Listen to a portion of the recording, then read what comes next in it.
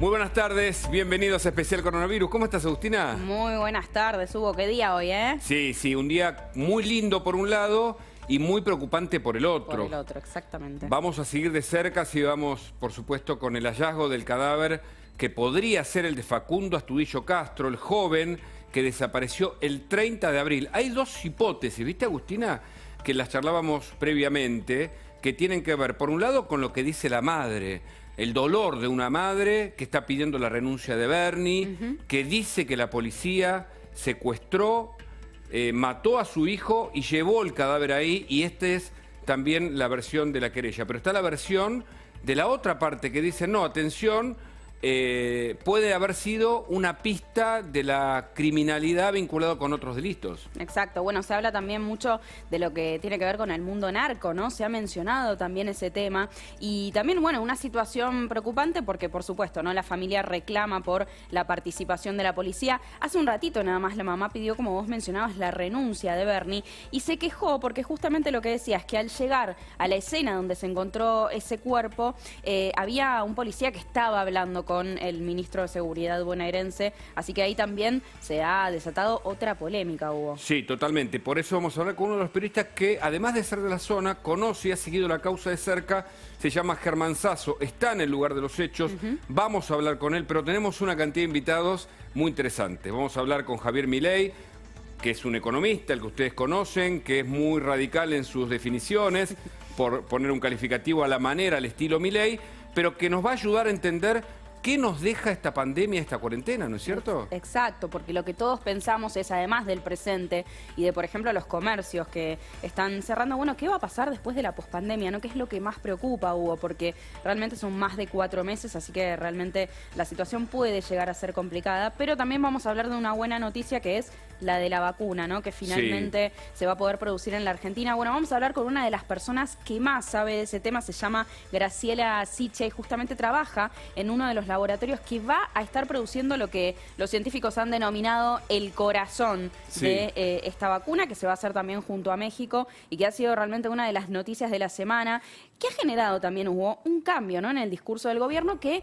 está dejando de hablar de cuarentena para hablar de un horizonte. Ese horizonte tiene que ver justamente con la posible vacuna, que si es útil, ¿no? Como se está investigando en Oxford, en Inglaterra, podría ser justamente el horizonte, ¿no? Del cual pero es interesante lo que decís, porque fíjate que desde el gobierno se quiere anular una palabra que es de uso propio y que es de uso del propio gobierno cuando el decreto de necesidad y urgencia que hablaba del aislamiento social preventivo y obligatorio, que todavía persiste, se extendió. Entonces, exacto, a veces se intenta desde el Poder Ejecutivo cambiar una realidad que se impone por sí mismo. Es como si uno quisiera anular la pandemia o el término pandemia cuando la pandemia existe. Pero tiene que ver con un acto discursivo que apela justamente al cansancio, ¿no? Que está teniendo mucha gente después de más de 4 meses. Pero, y Agustín, además, porque los números indican que el gobierno está perdiendo esa imagen positiva que ganó al comienzo de la aplicación de la cuarentena. Ahora quiere modificar la idea y el término, pese a que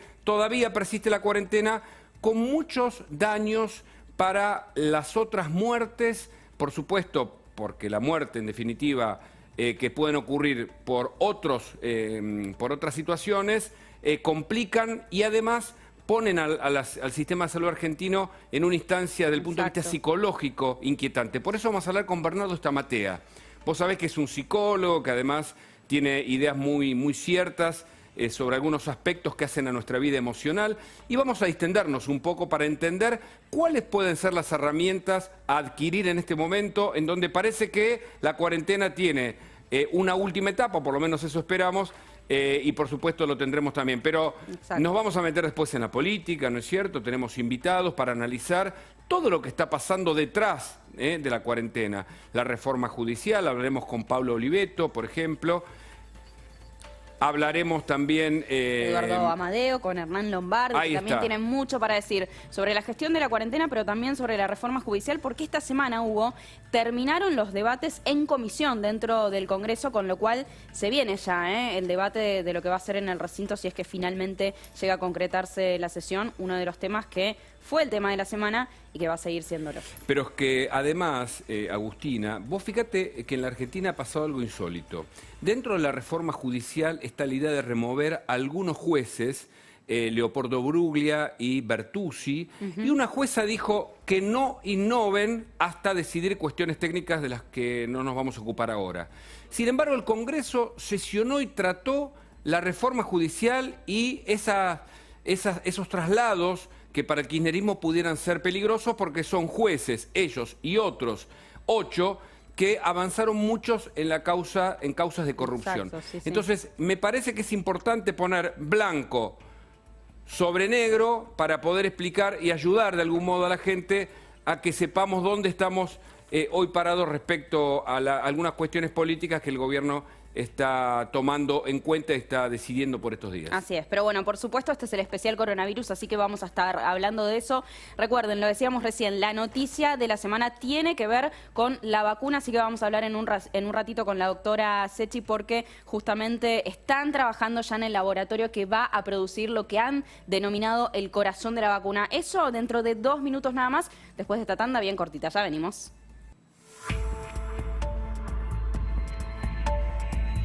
Seguimos en especial coronavirus. Ya vamos a meternos en el tema de Facundo Astudillo Castro. Te lo contamos junto a Agustina. Tenemos una variedad de temas para que no te muevas de esta pantalla de La Nación Más. Vamos a hablar con Graciela Sicchia, una persona clave, escucha bien, en el laboratorio INSUD, donde se va a producir la vacuna de Oxford, esa que el mundo tiene como depositario de la esperanza frente a este coronavirus. ¿Qué tal, Graciela? Agustina Girón y Hugo Machiavelli, buenas tardes. Gracias por la atención. Hola, ¿qué tal? ¿Qué tal? ¿Cómo andan? Bien, muy bien. Bueno, primero felicitaciones. Entiendo que es realmente muy importante que la Argentina y que el equipo de ustedes estén dedicándose ahora nada menos que a la producción de esta vacuna. ¿Cuándo empieza? Bueno, eso empezó en el momento que se firmó el acuerdo y ya esta semana que empieza ya empezamos con la transferencia de tecnología. Esto es un consorcio entre la Universidad de Oxford y AstraZeneca. Esto es el clásico ejemplo desde la mesada del laboratorio hasta la cama del paciente. Claro. Entonces, una investigadora en Oxford hizo la creación de esta plataforma tecnológica que es esta vacuna y AstraZeneca, un laboratorio farmacéutico, se asoció a través de un convenio de licencia de esa patente y empezaron a hacer los pasos que implica una investigación, que son los preclínicos en animales y luego las sucesivas fases de investigación clínica, que ya son en humanos, la fase 1, la fase 2 y ya se inició la fase 3. Lo que es inédito en el mundo, la primera vez que ocurre en la historia de la industria farmacéutica, es que se está haciendo superpuesto la producción industrial de esa vacuna a riesgo, mientras se está terminando las etapas de ciencia experimental. Entonces AstraZeneca, en una movida global, buscó socios estratégicos y tuvimos el orgullo en la Argentina de ser seleccionados porque, digamos, tenemos en mAbxience, que es la empresa del grupo INSUD, que está en Garín, que es... actualmente produce anticuerpos monoclonales que son muy sofisticados, es la típica empresa de la base del conocimiento, empresas de la economía del conocimiento, son biotecnológicas. Bueno, entonces está la infraestructura, las plantas, los fierros y la gente, los recursos humanos especializados. Yo suelo decir que estamos entrenados. Porque nosotros hemos hecho anticuerpos monoclonales, en otra empresa que está en el mismo polo, que es Synergium, vacunas, las vacunas que nos damos, influenza, meningitis, HPV. Entonces, existe un entrenamiento, hemos hecho también transferencias de nuestra tecnología a Brasil y a China, no en este consorcio, ¿no? Esto es específico Astra, y Astra es la que nos va a hacer la transferencia de la tecnología. Pero es un grupo entrenado de recursos humanos especializados y por eso estamos confiados que podemos asumir este desafío. Graciela, acá te lo tengo que preguntar, ¿no? Porque, bueno, la noticia nos sorprendió gratamente, ¿no? De que justamente la Argentina sea la elegida junto a México para trabajar a nivel Latinoamérica. ¿Cómo fue ese detrás de escena, no? ¿Cómo AstraZeneca y la Universidad de Oxford decidieron, bueno, va a ser la Argentina, va a ser este laboratorio? Bueno, lo que ocurre es que es para el mundo, ¿no? Entonces nosotros nos ocupamos de Latam, también Brasil. Nobleza obliga, hay que nombrar a todos. En Claro. Brasil se están haciendo los ensayos clínicos. Bien. Y entonces ahí Astra hizo un convenio con un instituto que se llama Fiocruz y que va a hacer para Brasil el mismo trabajo que hacemos nosotros. Claro. Nosotros nos ocupamos de Latinoamérica, después otros consorcios se ocupan del resto del mundo. AstraZeneca ha asegurado la provisión de 2.000 millones de dosis. Qué bárbaro. Impresionante. Numerazo. Qué número. Numerazo. Qué- Sí. Sin fines de lucro. En esto hay un consorcio en el que corresponde a la TAM, que es el que me corresponde hablar, está la Fundación Slim, MapScience, el laboratorio mexicano que es Leomont Ujú. y AstraZeneca. Entonces, todo este financiamiento es a riesgo. Nosotros estamos poniendo toda nuestra disposición. La planta se para producir solamente Claro. esta vacuna. Leomont va a hacer el envasado y el llenado. Graciela, te interrumpo, Y- vamos a aclarar. Cuando decís a riesgos, porque, o sea, digamos, si no funciona, se tiene que tirar, digamos. Estamos Y literalmente no- a riesgo. Claro. yo siempre, yo soy positiva, entonces, y tengo, Claro, por supuesto, tengo un doctorado en esperemos, sí. farmacia y bioquímica, con lo cual a mí me importa mucho también la adquisición de tecnología. Claro. O sea, si no funciona, habremos aprendido a hacer una tecnología, pero sí, el producto no va a ser usado. Claro, Entonces, todo esto depende de que la fase clínica 3, que la 2 dio resultados muy prometedores, además una fase robusta, hecha en 1.077 personas. Entonces, si la fase 3 funciona como esperamos, nosotros vamos a tener un producto terminado apenas termine la fase 3. ¿no? Y Graciela, ¿cuándo va a estar disponible la vacuna? Porque esa es la ansiedad frente a la pregunta del pandemia. millón. La Claro. pregunta del millón. Y a su vez el costo, que parece ser bajo, pero incluso algunas personas pudieran no acceder a ella. ¿El Estado, sabés, si sabés, no lo sé, se podría hacer cargo en esos casos? ¿Toda la gente podrá acceder luego de las prioridades? ¿Cómo es eso? ¿Cómo funciona? El compromiso es hacer desde la Argentina 250 millones de dosis. Entonces, y la Fundación Slim también ha dicho que si es necesario más dosis, se van a financiar más dosis.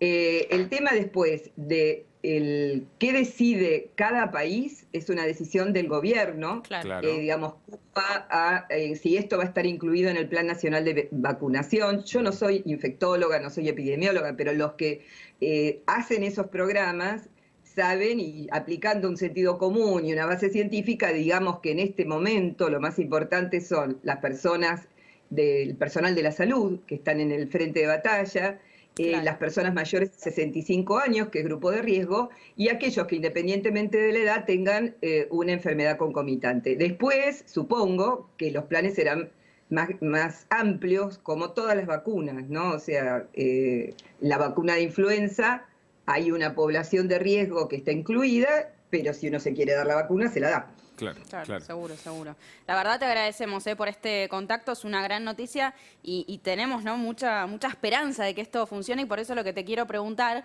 es cómo va a ser el trabajo con México, ¿no? Digo, Argentina acá está realizando un trabajo, ¿en México es el mismo trabajo o va a ser por etapas, ¿no? De manera conjunta. No, es complementario. Sí, el tema es este. Nosotros acá hacemos el corazón de la vacuna, hacemos el principio activo.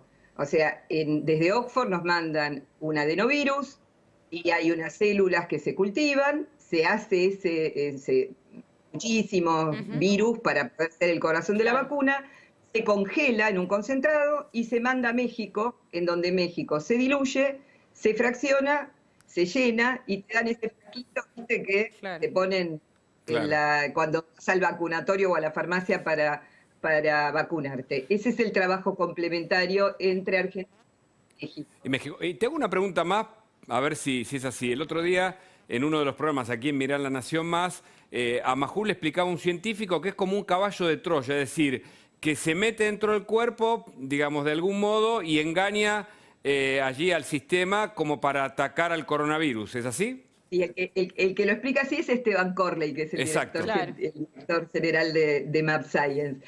El caballo de Troya tiene la sorpresa adentro. Nosotros decimos que es parecido. O sea, vos tenés un adenovirus, que es de un chimpancé, que no se puede replicar en nosotros, pero que se le ha modificado genéticamente y se le metió la información para que haga esa proteína, que esos pinchitos que tiene el coronavirus. Ustedes en la promoción miraban la imagen del coronavirus.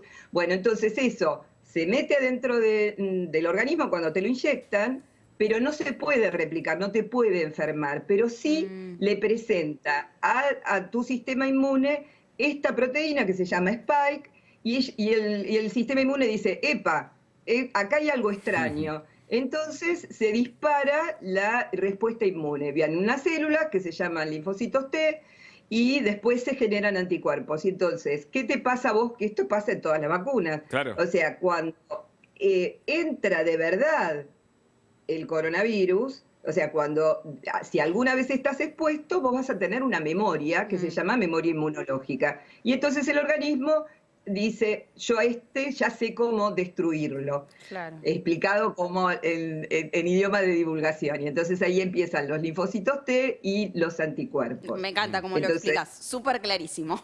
Es muy... Y aprovechando que sos mujer, te voy a dar un tip de Map Science. Map Science es una empresa espectacular. Son 170 personas. El 42% de los profesionales son mujeres. El 77% de esos son universitarios o están estudiando, y hay distintas disciplinas: bioquímicos, biotecnólogos, químicos, farmacéuticos. Edad promedio, 34 años. Mirá. Así que es una empresa de los de la economía del conocimiento, y un mensaje, si me está escuchando algún senador, que por favor se pongan las pilas y que aprueben la ley de economía del conocimiento para que haya muchas más empresas como esas en Argentina. Qué importante, ¿no? Realmente es grato para la Argentina, en el marco de todo lo que está pasando, tener una noticia tan importante y explicarla como la explicás vos, con el caballo de Troya.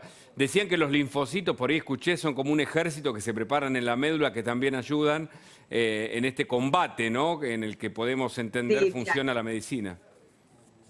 Nosotros nos reíamos porque hoy me siento a veces, cuando mi hijo estaba en el jardín, y entonces te dicen de qué trabaja tu mamá, y a las que trabajamos en este ambiente nos toca explicar estas cosas, y entonces vos decís, tenés unos soldaditos, y a los chicos les encanta esa figura, pero en realidad es la artillería, los soldaditos, es nuestra manera de defendernos. Lo hacemos todo el tiempo, y por eso en estas cosas hay que vacunarse, no solamente para esta enfermedad, sino para las otras, porque esto es maravilloso y vos después generás tu propia respuesta, ¿no?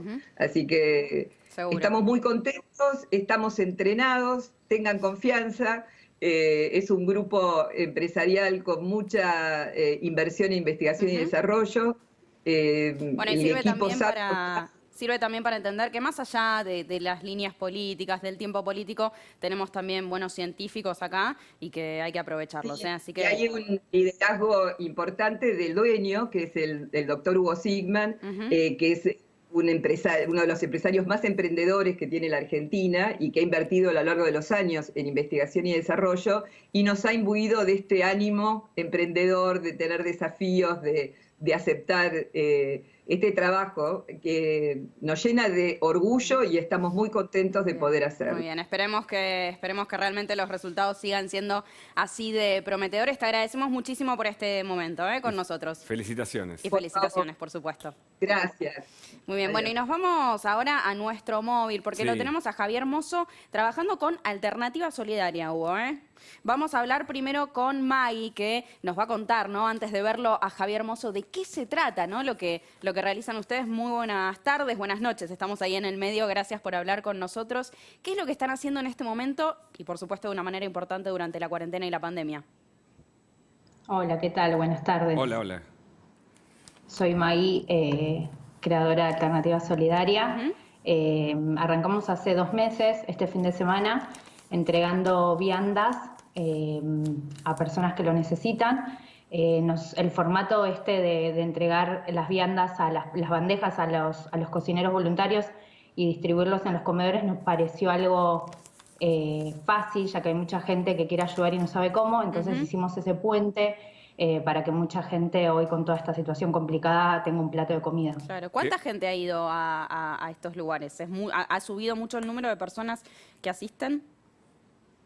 Nosotros arrancamos con 200 bandejas el primer fin de semana, ya que lo hacemos sábados y domingos, y hoy estamos entregando más de 2.000 por fin de semana y vamos 11.350 viandas entregadas.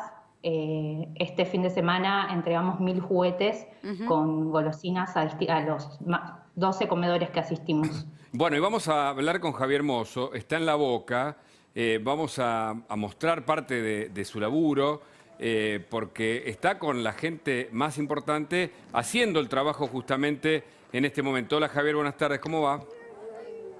Hugo, Agus, ¿cómo están? Buenas tardes, buenas noches y feliz Día de la Infancia. Y Maggie también, feliz Día de la Infancia, Maggie, gracias por dejarnos mostrar todo este laburo que están desarrollando ustedes, como vos bien decías, desde hace 2 meses, y por permitirnos llegar aquí al Centro de Jubilados Actuarte, donde se culmina toda la obra de ustedes, porque es aquí donde se entregan hoy las 250 raciones que prepararon durante el día de ayer y parte del día de hoy, y además se van a entregar juguetes. No sé si Maggie lo anticipó, pero hoy, como es el Día del Niño, el Día de la Niña, el Día de la Infancia, por llamarlo de alguna manera más global, de la niñez, exactamente, se entregan juguetes, además de las 250 viandas. Acá tenemos a alguien que está a cargo en el día a día, en el laburo constante, que es Nadia, que nos va a decir, le vamos a agradecer por habernos abierto la puerta del Centro de Jubilados. ¿Y cuántas personas van a recibir la vianda y juguetes hoy, Nadia? Hoy aproximadamente 60 personas, 60 vecinos y vecinas van a recibir lo que es vianda y juguete. Ya tuvimos una tanda anteriormente, pasa que los separamos por obviamente distancia social y todo lo que conlleva la cuarentena, digamos. Esas 60 personas que vienen a recibir la vianda la llevan también para su familia, o sea que no se llevan una vianda por persona. Exactamente, se llevan para el grupo familiar. Si son 6, se llevan 6. Si son 8, 8. Solo que viene uno de la familia, nada más. Maggie, ¿qué es lo que va a comer la gente hoy? ¿Qué es lo que le pudieron preparar todos los colaboradores, toda la gente que a ustedes les está dando una mano? Mientras nosotros pasamos hacia el interior del Centro de Jubilados y mostramos las viandas. Nosotros damos un PDF con distintas opciones de menú que los cocineros pueden hacer, damos opciones nutritivas, así que hay variedad de distintos tipos de menú que hacen las familias en sus casas, los voluntarios, ¿no? Y Maggie, quería sumarme a la pregunta porque claramente la gente tiene más dificultades, se sabe que aumentó la pobreza, la desocupación, la inflación, pero aparecen figuras como vos, tal vez no tan conocidas, que deciden entregar parte de su vida, de su economía, donarla por el bien del resto. ¿Cómo nació esta idea? Esta idea nació por el formato que nos pareció que ya muchos hacían, de entregar viandas, nos pareció algo lindo y fácil, como te dije, de conectar en las personas que quieren ayudar en un momento tan complicado como estamos en la Argentina y en el mundo, y gente que está necesitando realmente una mano, y ser ese puente, lo empezamos con mi marido, y ser ese puente nos pareció algo importante. Empezamos con mamás del jardín, con conocidos, se fueron dando, y hoy hay anotados más de 120 cocineros, 17 distribuidores que nos ayudan a poder hacer llegar las viandas a estos comedores, capillas, merenderos. Qué lindo saber, ¿no?, que hay mucha gente queriendo ayudar, que la Argentina tiene un corazón solidario. ¿Cuántos voluntarios han llegado? Y más de 130 cocineros, 16 distribuidores más o menos, que nos ayudan a hacer todo esto. Javi, vos que estás ahí adentro, la comida, por lo que nos mostrabas recién, tiene una pinta tremenda, ¿eh? Sí, empezó el reparto de comida, Agus. Mirá, acá la primera mamá que llegó y se lleva una camiseta de Boca, Agus. Ah, mirá. Bueno. Yo prefería que fuese de River, pero Y yo de bueno. San Lorenzo, pero digamos, ese Todo no se comentario puede. no... República de la Boca, en la República de la Boca, te aguardas un minuto, mira, ¿llevas comida para cuántas personas? ¿Cómo 6 se llama? personas. 6 Sandra personas. Aquino. ¿Eh? Sandra Aquino. Sandra, Sí. son 6 en casa. 6, sí. ¿Vos y cuántos hijos? Tengo 4 hijos y 3 nietos. 4 hijos y 3 nietos. Sí. ¿Y te llevas juguete para todos? Juguete ¿eh? para mi nieto, sí. Y una camiseta de Boca. Y el incluso. mejor de todos. ¿A qué hora llegaste? Y vine a las 5. ¿Cómo es tu situación en estos momentos? Y es como todos, apretadísimo, apretadísimo. ¿Estabas con trabajo antes de la cuarentena? Sí, pero hay días que sí, hay días que no, que se labura. Y tiene un alquiler y hay que pagar el alquiler porque no, los meses corren y no te perdonan. ¿Y cómo es el trabajo que hace Alternativa Solidaria? Ay, buenísimo, buenísimo, porque nos dan una mano con la comida, ya es suficiente.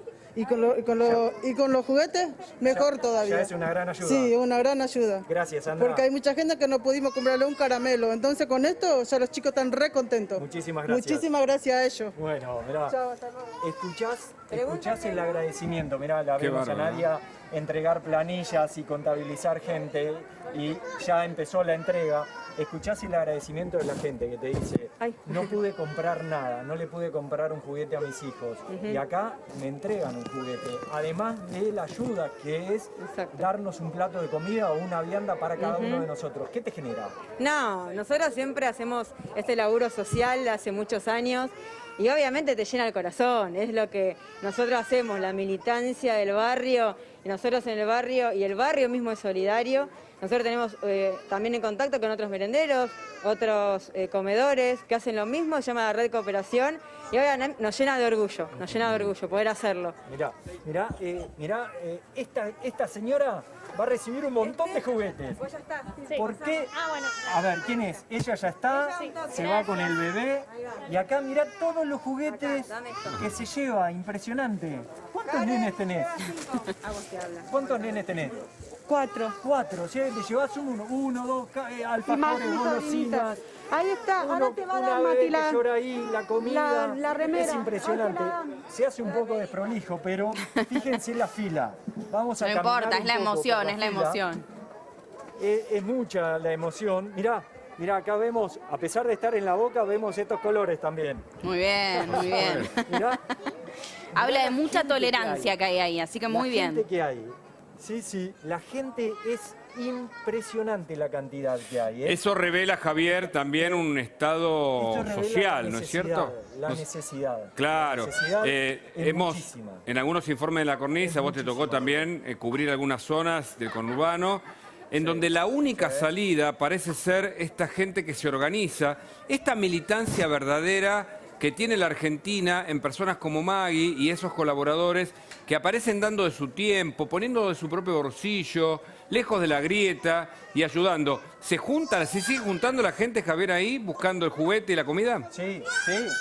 La fila de gente llega hasta la esquina, o sea, hay 100 metros de fila, muchas mamás con sus hijos, muchas abuelas con sus nietos, hay mucha gente, porque como decía recién Nadia al comienzo de la nota, viene una persona o se le entrega, mejor dicho, los juguetes y la comida a una persona por familia. Claro. Se pueden llevar juguetes para 3 o 4 personas, más 3 o 4 o 5 viandas, que Claro. es lo que veíamos recién, que como vos decías, Agus, tienen una pinta, porque Sí. aparte están hechos con muy buena onda, con Seguro. mucha pasión, con Bueno, mucho de hecho, amor, Javi, en estos momentos tan difíciles. De hecho, con lo que mencionás, la quiero sumar a Maggie, ¿no? Y la pregunta es, recién escuchabas a una de las mamás que decía, ya realmente con la comida están haciendo un montón porque estamos en una situación apretadísima. ¿Qué te genera a vos, no? Poder escucharlos decir todo esto. No, realmente me emociona, es muy emocionante estar haciendo esto, y las personas que ayudan y llegan a los comedores se van como muy emocionadas por tanta necesidad, ¿no? Tanta necesidad que hay y nada, ser este puente que une entre tanta gente, y les quiero agradecer a todos los cocineros, a los repartidores que confiaron en esta iniciativa solidaria. y confía en nosotros para que la gente tenga un plato de comida, muchas donaciones de golosinas, de juguetes que nos llegaron y que los pudimos armar en bolsitas para entregarle a todos los comedores y merenderos.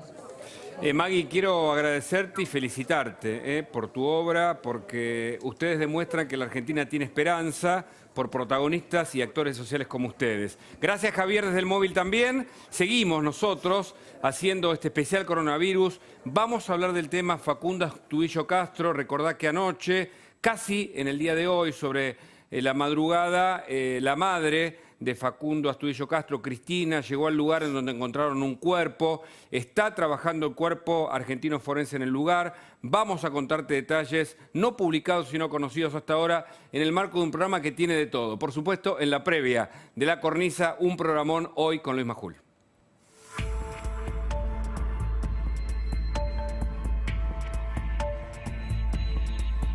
Seguimos en especial coronavirus y lo decíamos hace un ratito, en la madrugada se conoció la noticia del hallazgo de un cuerpo que podría llegar a ser el de Facundo Astudillo Castro. Por eso estamos en comunicación con un periodista que está allí en la zona, Germán Sasso. Se llama, te agradecemos muchísimo por este contacto, Germán. Lo que queremos saber es cómo está el lugar en este momento, qué es lo que se sabe. ¿Hubo novedades? Porque sabemos que se trata de un esqueleto y que por ende va a llevar un tiempo, ¿no?, poder hacer un reconocimiento de ADN. ¿Cómo está la situación ahora? Sí, buenas noches, ¿cómo les va? Bueno, efectivamente, lo que se planea... Estamos perdiendo la comunicación. Bueno, sí. Mientras tanto, les contamos eso, ¿no? Justamente lo que se conoció, claro. Y esto ahí volvió. Lo comentó la madre, es que se encontró un esqueleto. Ahí está, ahí volvemos, te preguntaba, se ha encontrado un esqueleto. Bueno, ¿cuál es la situación en este momento en la zona? Bueno, justamente se están haciendo trabajos, se está terminando de chequear el lugar y la información que ha trascendido es que van a trasladar ese cadáver a una morgue para poder hacer los estudios de rigor. Eso va a ser muy importante porque allí se sabrá efectivamente la identidad y se sabrá si es Facundo, de qué murió, cómo murió, ¿no? Claro. Y cuánto tiempo lleva, la data de muerte. Son datos muy precisos que la gente que sabe de esta materia los puede obtener. Exactamente, el equipo argentino de medicina forense, de antropología forense, ya está a cargo de la investigación. Recordemos que tiene la justicia federal porque se investiga la desaparición forzada. Sin embargo, Germán, por comunicaciones previas y por la lectura de la causa, entiendo que lo que vos conocés no apuntaría tanto al encubrimiento policial o a la policía bonaerense como pide la querella y particularmente su madre. Contanos. Claro, por eso, bueno, en los últimos días hemos sido blancos, y yo particularmente, de ataques, pero bueno, es lo que tenemos que hacer, contar la causa, diga lo que diga y le guste a quien le guste. Y la causa, no nosotros, no Germán, ni la brújula, la causa habla por sí solo y ha opinado el fiscal y ha opinado la jueza Marrón. Y ellos dicen que no hay una sola prueba contra los policías. No lo digo yo, lo dice el expediente. Nada más que, bueno, hay muchos colegas que lamentablemente no van a la causa, pero tengo los textuales acá, cuando quieran los compartimos. Sí, adelante. Las declaraciones, tenemos acá las declaraciones, o sea, trabajamos con los expedientes como se debe hacer, ¿no? Contanos, ¿qué asoma en esos expedientes? A ver, pero les hago un resumen. Acá dice que cuando piden la detención de los policías, la jueza dice no hay elementos para detener a nadie porque los testimonios de los policías son creíbles. Lo dice la jueza, no lo digo yo. Correcto. Le da credibilidad a un testimonio que la querella dice que es una testigo trucha, una mujer que lo deja a Facundo en la Ruta 3 y las vías del ferrocarril. Vías del ferrocarril que pasan muy cerca de donde fue hallado el cadáver anoche, el que se está peritando. La jueza dice y el fiscal opinan que es verosimilitudes hay en la declaración de esta señora que no vamos a nombrar, que se ve fortalecida no solamente porque es creíble la señora en sí, sino porque el auto de esta mujer pasa por una lectora de patentes en los horarios que coinciden con su testimonio. Ahora, Germán, ¿por qué es tan enfático el pedido de la querella y sobre todo de la madre acerca de los policías? Recordemos que la desaparición forzada como figura legal hizo que se apartase a la justicia provincial y a la bonaerense la investigación. ¿Por qué ellos mantienen esa hipótesis? ¿Por qué la causa va para otro lado? ¿Y por qué vos hablas de la pista narco, entre otros? Bueno, a ver, la causa comenzó, como vos decías, en la justicia provincial. Luego, ante las sospechas y ante la aparición de 3 testigos aportados por las querellas que decían que Facundo había sido subido a un patrullero de la bonaerense, se giró la causa al fuero federal. Y en buena hora, porque ante la sospecha de que pudo haber una participación de la bonaerense, no podía intervenir la bonaerense. Pasaron a intervenir no solamente la justicia federal, sino la Policía de Seguridad Aeroportuaria, la federal, la Gendarmería y la Prefectura. Con esas 4 fuerzas trabajó el fiscal Santiago Ulpiano Martínez y realizó un montón de pruebas tendientes, un montón de elementos se reunieron en la causa para comprobar o no esa versión. Hasta hoy, es domingo a la tarde, no se ha juntado un solo elemento que comprometa a los policías. No solamente que comprometa a los policías, sino que ratifique la versión de esos 3 testigos. Están ratificadas las otras versiones, menos la de los testigos de la querella. Este es un dato de la causa. Yo sé que me insultan en colores, pero basta con ir al expediente. Cuando pueda hablar el fiscal o la jueza, ya hablaron a través de sus sentencias, pero bueno, algún día darán nota, supongo. Perdóname, quería que me concluya con esta idea del narcotráfico, de alguna banda criminal detrás, tal vez, de este episodio, de la desaparición de Facundo. Bueno, había 3 hipótesis. Si la desaparición forzada no estaba aprobada, la justicia avanzaba. Entonces decían, si no fue chupado el mayor Buratovich, como dice la querella, que es a 70 kilómetros de donde apareció este cuerpo de ayer. Si no fue eso, bueno, seguimos la ruta, reconstruimos el trayecto de Facundo y vemos que va caminando por las vías, según el último testimonio de esta mujer, de esta empresaria rural, hace llamadas por teléfonos hasta casi las 9 de la noche del 30 de abril, y ya antenas de Bahía Blanca. En ese lugar donde fue hallado el cuerpo, toman antenas de Bahía Blanca ya, no son las de Villarino, toman las antenas de la zona del polo petroquímico de Bahía Blanca. La primera hipótesis de la justicia federal, si no era desaparición forzada, la que se empezaba a trabajar era que le había pasado algo en este trayecto, donde apareció el cadáver. La segunda hipótesis tenía que ver con el entorno de la exnovia, que es la que abonaba a la justicia provincial. Había siempre hubo muchos más elementos en la causa para indagar un poco más sobre la línea del narcotráfico, porque hay testimonios de personas que cuentan que algún grupo de jóvenes manejaba armas y drogas. Novia. Por eso siempre dijimos, si hay que elegir de las 2 hipótesis, más fuerza tiene la de la exnovia y el narcotráfico, pero era por simple lectura del expediente. Claro. ¿Qué pasa, por ejemplo, con algunas pistas como, por ejemplo, la del hallazgo del DNI, también el hallazgo de un regalo que le había dado su abuela, que lo veíamos recién en imagen? Sí. Bueno, a ver, el DNI no he seguido cuál es bien el planteo, pero vuelvo al expediente. Yo me guío por lo que dicen las declaraciones del expediente, por lo que dice la causa judicial. Según el testimonio de los policías y según lo que se ha peritado, a Facundo lo identifican primero el mayor Buratovich, lo identifican, les exhibe Facundo, así dice textual la causa, les exhibe el documento y lo retiene Facundo el documento y después lo dejan seguir. Después hay un nuevo control policial, que en realidad no es un control, hay un matrimonio de peones rurales que van por la ruta, ya en la zona de Origone, no en Mayor Buratovich, ya en Origone, y le avisan a un empleado municipal del pueblo, un pueblo muy chiquito de 150 habitantes, que había un chico caminando por la ruta. Dicen que es un chico porque Facundo es chiquito, bajito, menudito, entonces varias personas lo describen como un chico. Entonces llaman a este empleado municipal porque van por la ruta y ven esta situación. Este empleado municipal se comunica con el policía González y González va a la ruta. No es que González estaba haciendo un operativo, va a pedido de estos vecinos. Va a la ruta y efectivamente se encuentra con Facundo, lo identifica y lo identifica esta vez con el carnet de conducir. Según González, cuando le pidió identificación, Facundo le dijo, tengo esto, no tengo DNI, tengo el carnet. Por eso la diferencia entre el DNI exhibido en Mayor Buratovich y el carnet exhibido en Origone. Esto es lo que hay en la causa. Germán, vos, por el conocimiento que tenés de la causa, por el conocimiento de la zona, por lo que escuchaste de la madre, quien dice que ese cuerpo fue plantado ahí, ¿Estamos frente al hallazgo de Facundo Astudillo Castro? Bueno, hay muchos elementos para sospechar que sí. Hay muchos elementos para sospechar que sí. Veremos. Por eso la palabra científica acá será concluyente, más allá de que se pueda reconocer alguna prenda o pueda haber algún elemento que así lo indique. Por el trayecto que la Policía Federal reconstruyó que pudo haber hecho Facundo, porque es cercano a eso, coincide con el relato de esta mujer, de donde dice que lo dejó. Esto debe ser a 15, 16 kilómetros de ese cruce ferroviario con la Ruta 3 y a 10 kilómetros de Bahía Blanca. Entonces estaba un poco más de mitad de camino rumbo hacia Bahía Blanca, si es que algo le sucedió y si es que esta persona es Facundo. Habrá que esperar, hay que ser prudentes, habrá que esperar, pero bueno, hay muchos datos.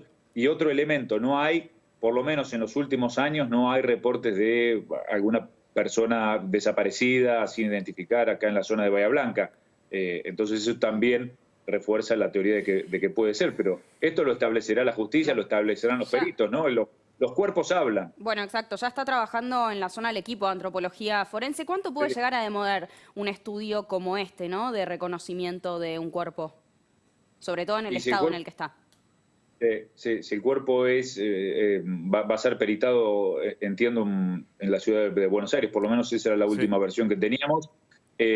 No sé, ahí tendrían que preguntarle a un especialista. No creo que sea automático ni de un día para el otro. Esto va a llevar algún tiempo y además saber cómo murió, el tema del estudio de la fauna y de la flora cadavérica, si el cuerpo estuvo ahí desde siempre, si fue removido por la marea o si alguien lo plantó. Bueno, todo esto lo explicará la justicia, no podemos hacer conjeturas nosotros.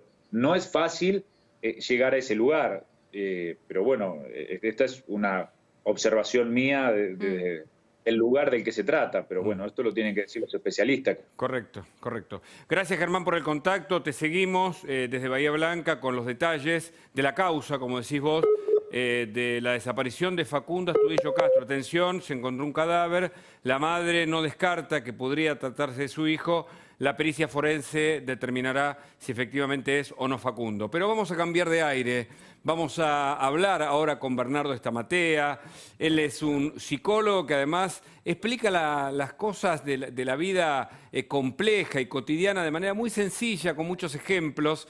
Y queremos hacerle una pregunta inicial y es la siguiente, agradeciéndole el contacto. Bernardo, ¿salimos mejor o salimos peor de esta cuarentena? Te diría así, mira, no me respondas ahora, bancame unos instantes y ya volvemos. Dale.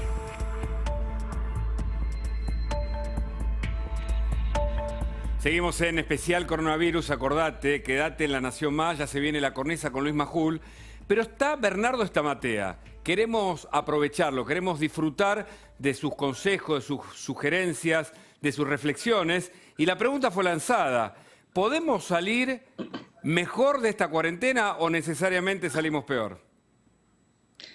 Buenas noches, ¿cómo están? Hola. Agustina, Hugo. Mirá, William James, el padre de la psicología americana, una vez atendió a un muchacho que estaba destruido, estaba con adicciones, estaba deshecho. Y entonces el doctor William James le dijo: ¿cómo es que usted llegó así a este estado? Le dice: mire, doctor, mi papá nunca me quiso, nunca me abrazó. Con un padre así, ¿qué quiere? Tiempo después atendió al hermano. El hermano, un hombre trabajador, con sueños, luchador. Y William James le dijo: ¿y usted cómo llegó a ser así? Y él le dice: mire, doctor, mi papá nunca me quiso, me abandonó. Con un padre así, ¿qué quiere? Los mismos hermanos, la misma situación, distinta actitud. Entonces, decimos en psicología, introspección, signo grande de salud mental. ¿Qué es introspección? Mirar para adentro. Ajá.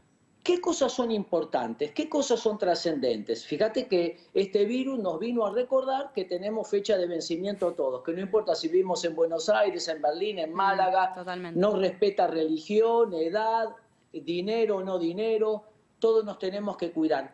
¿Qué cosas son importantes? Creo que va a haber mucha gente que vamos a salir un poco más crecidos y otro pequeño grupo que tal vez repita las mismas conductas de siempre. Ahora, ¿cómo hacemos para justamente terminar como el segundo hermano, ¿no?, que vos comentabas recién? ¿Cómo hacemos para poder salir más fuertes de esta pandemia?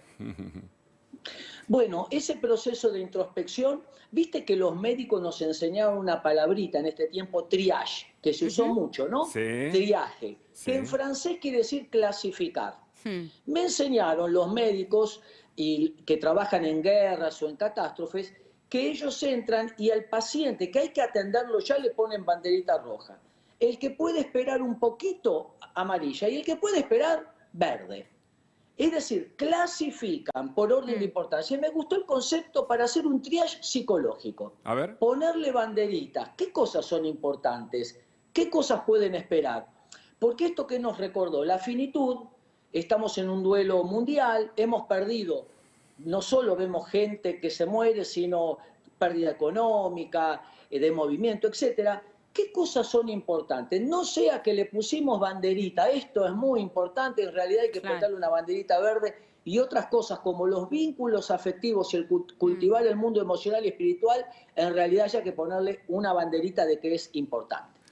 Y entonces te quiero preguntar, esto que nos recuerda la finitud y nuestra existencia limitada, ¿nos pone frente a desafíos para darle valor a las cosas que esencialmente la tienen y descartar aquellas otras que, como vos decís, que por ahí habría que prestarle menos atención? Es decir, ¿se puede crecer emocionalmente en eso? Se puede. Los seres humanos somos seres resilientes. Es una palabra que nos encanta a los psicólogos, que quiere decir rebotar. Pero se descubrió hace unos años que no solo podemos atravesar las crisis, hablamos de crecimiento postraumático. Es decir, no solo nos recuperamos, salimos crecidos. ¿Y eso qué significa? Ese triaje interno. ¿Qué cosas son importantes? Algo que necesitamos todos, que queremos, que está en nuestro ADN emocional, es los vínculos afectivos. Nosotros somos seres relacionales. La intimidad, el compartir, el abrir el corazón, el que el otro habla su corazón, es lo más valioso. Invertir ahí siempre es un buen negocio, invertir en los vínculos. A veces nos distraemos detrás de otras cosas como si fuesen las prioritarias. Ahora, Bernardo, vos siempre das consejos muy claros, así que justamente hablando de vínculos, en estos días se apuntaba a, bueno, no hacer reuniones sociales. ¿Qué le dirías a las personas que hoy, después de 4 meses, están extrañando mucho a amigos, familiares, y todavía no se pueden ver, y justamente apelamos a que no hagan esas reuniones? ¿Qué le dirías a esas personas para decir, aguántense un poquito más? Bueno, les diría como buen ajedrecista que hay una jugada. A mí me gusta dar ejemplos cotidianos, ¿no? Totalmente. Hay una apertura en ajedrez que se llama Gambito de Rey. A ver. En esa apertura, al comienzo vos sacrificás un peón. ¿Por qué? Porque más adelante ganás estrategia en el juego medio. Bien. Hoy es tiempo de invertir los peones, las pequeñas, entre comillas, pérdidas, el evitar los encuentros, el cuidarnos, le pedimos a Dios que salga la vacuna pronto, el cuidarnos. Es decir, estamos perdiendo algo, sí, pero estamos ganando nada más que la vida, no enfermarnos y cuidar la vida del otro. Bernardo, y hay como una idea, a ver si podemos conectar con esto, entre darse placeres por la finitud de la vida y porque ya se termina pronto todo, frente al apocalipsis en general y a la política del miedo muchas veces, y otra idea que dice no, disciplinémonos un poco más, apostemos a la pulsión de vida y sacrifiquémonos en pos de esto. Digo, siguiendo tu pensamiento, ¿qué opinás? Bueno, está muy bueno. Vos sabés que desde los años 70, 80 más o menos, nació un mundo nuevo que se llama posmodernismo. A ver. Que es un mundo nuevo distinto al modernismo. Los que venimos de la época moderna nos enseñaron que había pasado, presente y futuro. Y que uno tenía que armar un plan, un proceso para construir un sueño en el futuro. Entonces, a mí me enseñaron que podía invertir 5 años en la facultad o 7 años o trabajar para ganar algo en el futuro. ¿Qué pasa en el posmodernismo? No hay futuro ni pasado, se murió el tiempo, es todo ya, es todo ahora. Como dice un filósofo francés, patinamos sobre el hielo, todo es movimiento y no hay capacidad de armar un proceso hacia adelante. Por eso hay que distinguir placer superficial de felicidad. En la felicidad yo pierdo algo para ganar algo mayor. En el placer no quiero perder nada, yo quiero pasarla bien ahora, disfrutar el ahora y mañana, que me importa, ¿no? Entonces diríamos que un concepto saludable de felicidad es disfrutemos el presente, conectémonos con el presente, pero tomemos decisiones que mañana nos hagan bien. Sería como, si yo me como una triple hamburguesa, no cabe duda que la paso genial, pero mañana el colesterol me va a pasar factura. Pero si como algo rico hoy, que me haga bien mañana, lo llamamos en psicología historizar. Armo un puente entre mi presente y mi futuro, porque mañana justamente viene mañana. En esta semana se hablaba de un estudio que manifestaba que más del 75% de las personas, sobre todo jóvenes, habían manifestado algunos signos vinculados tal vez a la depresión, a la tristeza por el encierro. ¿Qué les decís a esas personas para superar este momento? Mientras nos cuidamos, Bueno, por supuesto. Mira, Agustín, hay que decir a la gente que sentirse mal está bien. Es normal sentirnos mal. Bien. Es decir, no tenemos que sentirnos mal de sentirnos mal. Excelente concepto. Porque nos han cambiado. Claro, si a vos te van a robar el auto, suena la alarma. Claro. Hay ¿no? Es decir, acá está bien que suene la alarma. La alarma es la angustia, es la ansiedad, el miedo. Entonces no hay que luchar contra, no tengo que tener miedo. Dicen que la diferencia entre el héroe y el cobarde es que los dos tienen miedo, pero el héroe se anima. Claro. Entonces, acepto mi bajón, acepto mi malestar, acepto mi angustia, pero le voy a dar una dirección. No voy a dejar que me paralice. No voy a guardarme la angustia para después salir con un palo y pegarle a alguien, transformarla en violencia o en agresión. Ahora, no voy a dejar que la angustia me paralice. La voy a drenar, gastar, expresar en lo que llamamos válvulas saludables de escape. Ahora, ¿cómo pensar en el futuro en una Argentina que es puramente emocional? Digo, somos latinos, basta con ir a Italia o conocer a algún italiano para entender nuestro ADN, somos emocionales. A propósito de esto, viste, criticamos a los alemanes, pero ganan al fútbol casi siempre, porque ellos apuestan mucho al futuro. ¿Cómo hacemos con nuestra emocionalidad flor de piel para tenerla bajo control en medio de una cuarentena, de una pandemia? ¿Se puede hacer algo con eso concretamente? ¿Vos qué haces, Bernardo? Bueno, si vas manejando 4 de la mañana bajo lluvia torrencial, no pisás el acelerador. Vas despacito, parás en la banquina. No es momento ahora de planificar demasiado hacia adelante porque estamos bajo una lluvia, ¿no es así? Entonces, podemos planificar a corto plazo. Necesitamos enseñarle a los chicos y los grandes también o reaprender el concepto de proceso. Para que haya un parto tiene que haber un embarazo. Para que haya un suceso debe haber un proceso, un plan. Hago algo con pequeños cambios. Yo le digo, en estos meses hablé, pero con cantidad de gente. Yo le decía, ¿qué pequeña cosa podrías hacer para sentirte un poquito mejor? No, no tengo plata, no me digas lo que no. Decime algo chiquitito. Porque en psicología decimos, lo mínimo es lo máximo. ¿Pequeñas victorias sería? ¿Pequeñas victorias? ¿Pequeños logros? ¿Pequeñas victorias? ¿Pequeñas partidas de ajedrez? Un pequeño cambio es como una bolita de nieve que cae de la cima de la montaña y puede traer un gran resultado. Un pequeño cambio, algo chiquitito. ¿Qué podría yo hacer para ser un poquito mejor mamá, un poquito mejor papá, un poquito mejor hijo, un poquito mejor ciudadano? Algo para sentirme un poquito bien. Bueno, podría llamar a un amigo para contarle un chiste. Arrancá por ahí. Arrancá con un pequeño cambio. Y acordate que paso a paso vamos armando ese proceso. Eso se trata la vida, ¿no es así? Claro. No es lineal. Vamos y venimos, hacemos 2 pasos adelante, 3 para atrás. Lo importante es no encapsular las emociones de angustia y de miedo, no guardarlas, porque eso puede ir al cuerpo y nos podemos enfermar.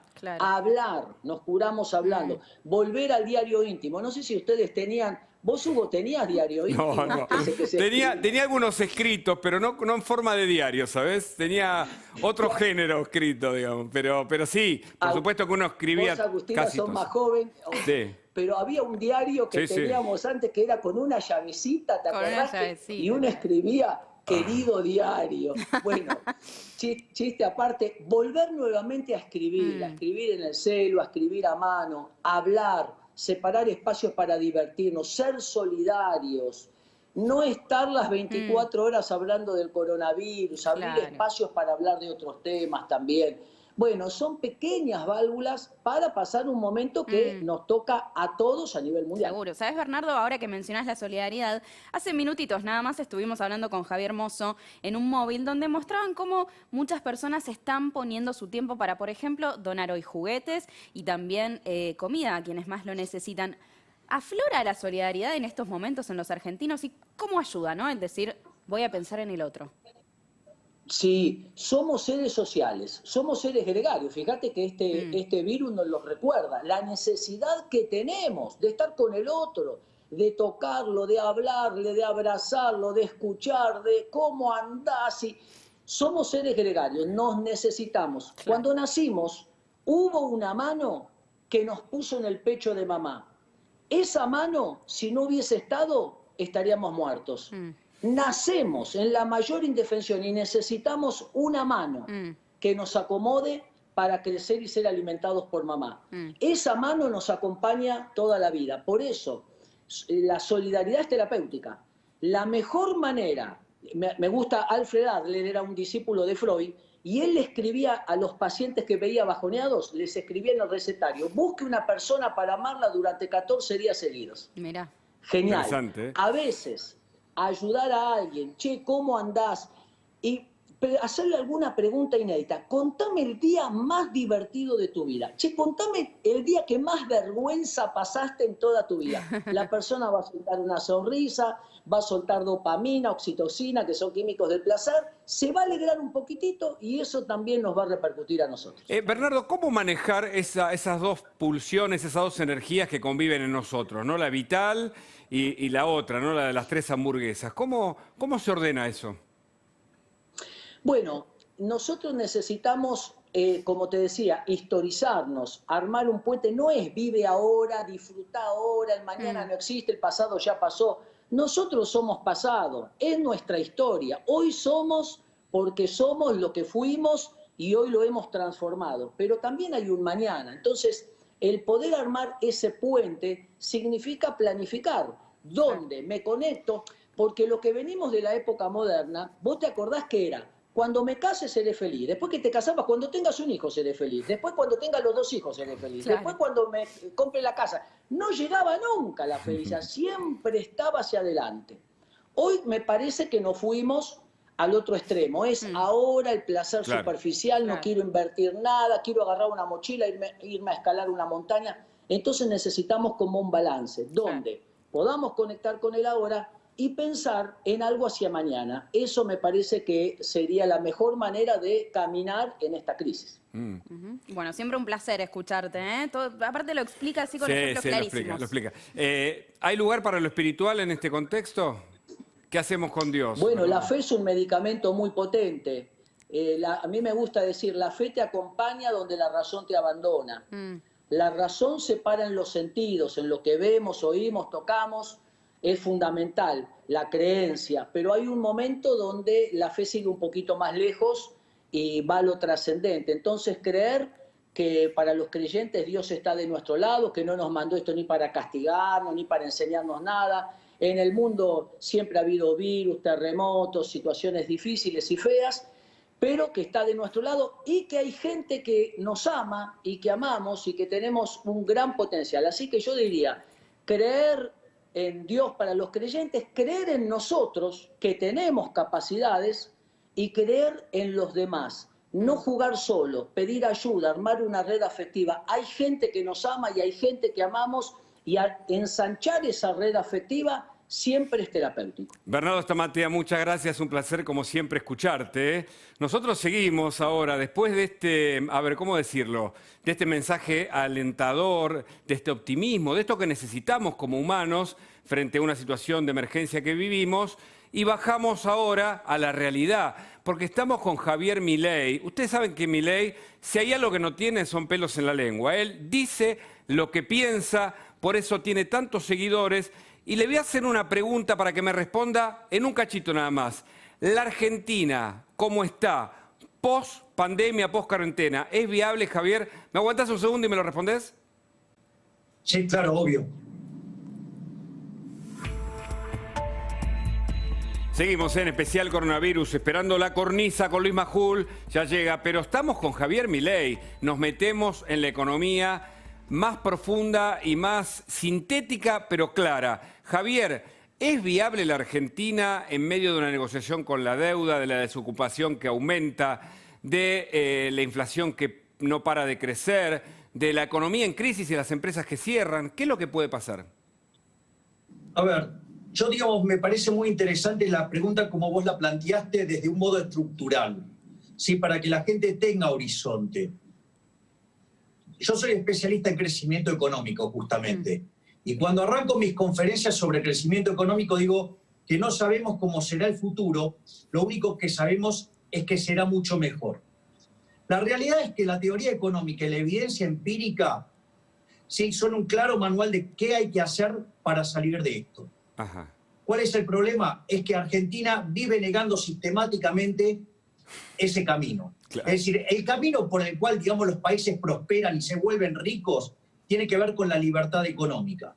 ¿Cuál es el problema con eso? Que avanzar en las libertades económicas y las libertades políticas va en contra de esta casta política nefasta que tenemos, ¿sí? Y por eso nos hundimos. Y hacer las reformas que nos convertiría en un país desarrollado, ¿sí? Va en contra de los intereses de los políticos. Y cuando te dicen que no se puede hacer, es falso, por dos cosas. Porque lo hicimos en 1860 con la Constitución de Alberdi, y de ser un país de bárbaros, en 35 años nos convertimos en el país más rico del mundo. Puedo decir, bueno, pero eso fue en el siglo XIX. Mirá, en el siglo XX lo mismo también hizo Irlanda, y de ser uno de los países más miserables de Europa, hoy tiene un PBI per cápita que es más de 10% mayor que el de Estados Unidos. Es decir, que esto es factible. Ahora, ¿cuál es nuestro problema? Que esas reformas las tienen que hacer justamente los que tienen que perder en esto, que son los políticos. Ahora, también tengo otra buena noticia. A ver. Porque a lo largo de la pandemia hemos tenido manifestaciones de la gente. La gente salió a la calle el 20 de junio y el 9 de julio. Y desde mi experiencia personal frente a otras manifestaciones, ¿vos qué encontrabas? Reclamos absolutamente contradictorios, cosas que, digamos, eran incoherentes, cosas separadas. O sea, no había una gran idea del reclamo y el problema del reclamo. Y como vos sabés, hubo, digamos, a río revuelto, ganancia de pescadores, y ahí siempre ganaban los políticos oportunistas, en especial los populistas. Y así es como que nos hundimos. Ahora, ¿cuál es el punto? Si vos mirás lo que fue la manifestación del 20 de junio, la gente salió a reclamar por la libertad, salió a reclamar por el derecho de propiedad y salió a reclamar por la posibilidad de trabajar. Todas banderas liberales.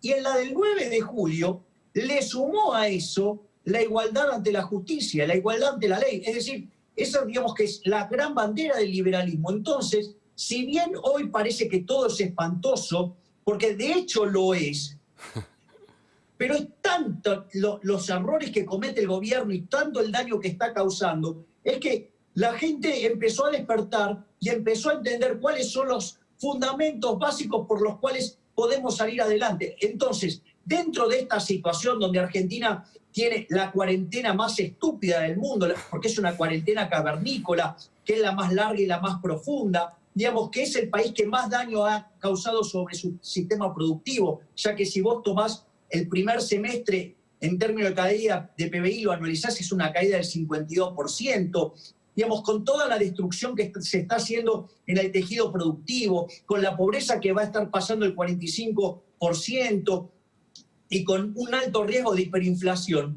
A pesar de todo esto, que las chances de que estallen son muy altas, ¿sabés qué es lo importante? Cambió la cabeza de la gente. Es decir, vos podés tener crisis, pero si la gente cambia la cabeza, cambiaste todo. Pensá que, digamos, a Japón le cayeron 2 bombas atómicas y sin embargo se convirtió en un país desarrollado. Tener una crisis, ¿sí?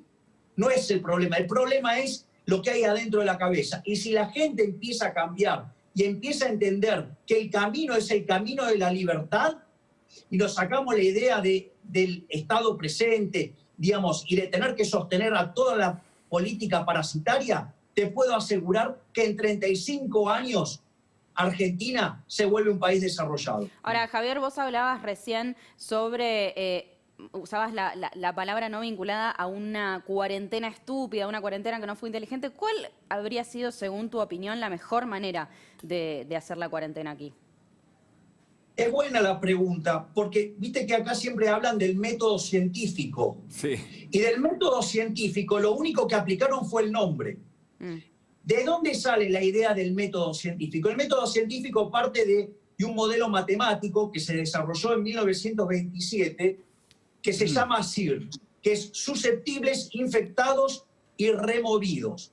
Básicamente, eso se traduce en 3 ecuaciones diferenciales, no voy a ir al detalle, pero la clave está en que vos bajes el ritmo al cual la gente se infecta y aumentes el ritmo al cual vos removés las personas. Entonces, ¿cómo haces para bajar la probabilidad de gente infectándose? Una, separando los grupos de riesgo, claro. ¿sí? Otra, cambiando las conductas, el distanciamiento social, ¿sí? Lo que tiene que ver con el uso del barbijo, ¿sí? Con la higiene. Si vos te fijas, todas esas cosas tienen que ver con la esfera individual. ¿Y qué es lo que queda en la esfera del sector público para acelerar la tasa de remoción? Básicamente hacer testeos masivos. Entonces, cuando vos haces testeos masivos, los infectados quedan dando vueltas menos tiempo en el sistema, por ende los recluís y de esa manera, el ritmo al cual crece el virus es mucho menor y por ende, tu sistema de salud va a responder mejor. Y esa era la clave. La clave era los testeos masivos. Ahora la pregunta es, cuando se le propuso al presidente que baje el gasto de la política porque dejaron sin ingresos a las empresas, ¿qué dijo el presidente? No, que eso no lo iban a tocar. Es decir, que los privilegios de la corporación política no se tocan. Es decir, ¿y qué es lo que pasa? Claro, como primero tienen que gastar en ellos, claro, la plata que queda remanente y no alcanza para hacer testeos masivos. Entonces no hay testeo masivo. Entonces, como no hay testeos masivos, no hay forma inteligente de aplicar la cuarentena. Entonces se aplica ¿qué? El peor de los métodos de todo, el método más cavernícola, que es básicamente encerrarnos a todos. Ahora, pero que también, es bastante estúpido, porque supongamos lo siguiente. Supongamos que vivo en un lugar que está lleno de leones. Y bueno, puedo correr el riesgo de que el león me coma. Sí. Entonces, ¿qué hago? ¿Me encierro en la caverna? Ahora, ¿cuánto tiempo puedo resistir ahí? Y en un momento me voy a morir de hambre. Con lo cual, tarde o temprano, yo voy a tener que salir a medir costos y beneficios, pero tengo la certeza que si me quedo encerrado, me muero de hambre. La cuarentena que impulsó el gobierno generó un destrozo del sistema productivo, por ende termina destrozando el consumo, y que emitan papelitos de colores, sí, porque en el fondo todo lo están arreglando supuestamente con emisión monetaria del Banco Central, lo único que va a hacer es generar un desastre inflacionario. Entonces Javier, no funciona así. Entiendo.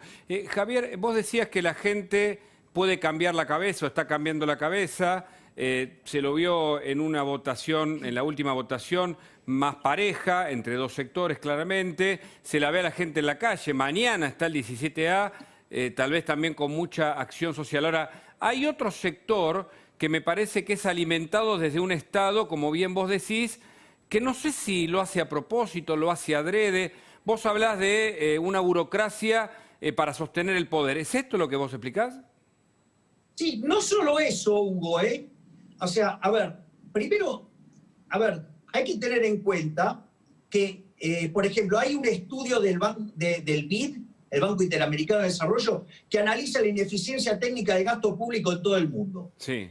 Vos fijate, la peor región del mundo es América Latina con 4,4% del PBI. Argentina tiene 7,2%. Y de esos 7,2, hay 5 puntos de un rubro que se llama filtraciones. Filtraciones es una forma elegante de hablar del robo. Entonces, mirá si en lugar de hacer todos los desastres que hicieron, hubieran dado asistencia bajando lo que robaban, pero no están dispuestos a hacer eso, Hugo. Entonces, ¿cuál es el problema? El problema es que lo que hay que tener en cuenta acá, que hay que dar una batalla de índole cultural.